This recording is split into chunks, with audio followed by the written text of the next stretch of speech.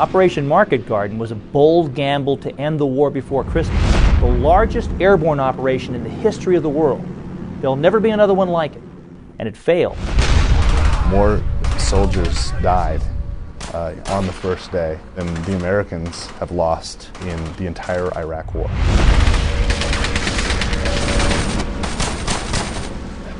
Hell's Highway was the name that the paratroopers gave this narrow band of roadway because the battle for it was true hell.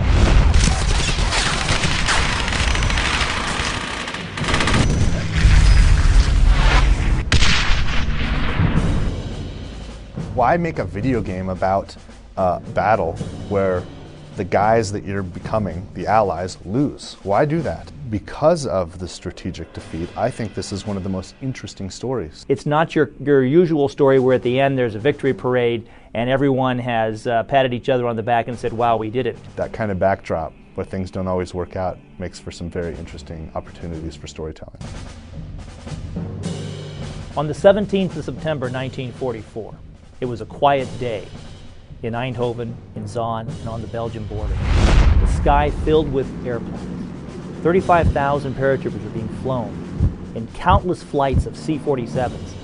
The German soldiers looked up into the sky and their jaws dropped. We're heading into Holland and opening up a goddamn highway. Operation Market Garden was a pretty bold plan. The big pitch was we'll just march right into Berlin, you know, and that's a long march. We punch through the German line, punch straight into Berlin, punch Hitler in the face, win the war, and be home by Christmas.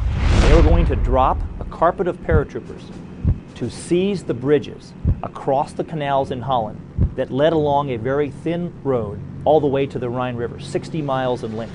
The Germans were certainly not ready to just allow that to happen. Everything had to go according to plan, and if any one aspect of it failed, the whole thing would just start to unravel. In military operations, very seldom does everything go right. Germans! Find cover! Now! Move! The German army pulled off a miracle. They happened by chance to place 2 tank divisions in Holland to rest and recuperate. Going in, it was planned that we were just fighting old men and young boys. They didn't plan to fight 2 whole divisions of tanks. That German tank was a pretty impressive thing in 1944. Between that and the weather and all the mist drops and the lack of reinforcement drops, just couldn't hold on to anything.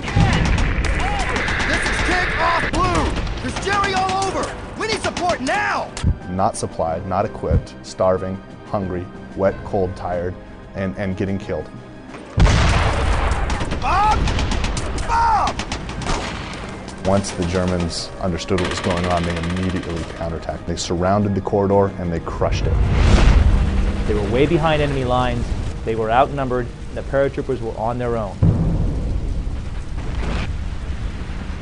We have an outstanding department that just focuses on all the authentic details. Basically, we recreate the time and the place, trying to bring all these people to life. The British government had spy planes taking photographs of Operation Market Garden every 3 hours during the battle. I mean, we're able to look at the details of it and see, each artillery piece. And some of the photographs you can actually see in the middle of a fight. Unlike other video games, when we have historical photos, historical references, we've got to put it in there. Rather than just making up a field or doing whatever I wanted to, I could actually go and say okay, well here is the village of Zaan, and here's what this field behind this farm actually looks like, and I can actually recreate that. We went out and did a tank shoot, we went out and recorded jeeps, we went out and did a gun shoot. We did things like that to make sure that it was as close to being what it should be. I've even taken them out on a field training exercise where they had an opportunity to actually practice being soldiers. We would find more photos of really intense situations, guys carrying other guys, or guys wounded or even dead soldiers on the side of the road. And it's this guy's buddy is dead, and there's a story there behind that photo, and that's what we're trying to get across. Some of the stories we learned from the veterans were just grim. The kind of stuff you actually can't retell. The guy who picked up his friend's gun and it wouldn't fire because his friend's brain matter was stuck in the breech.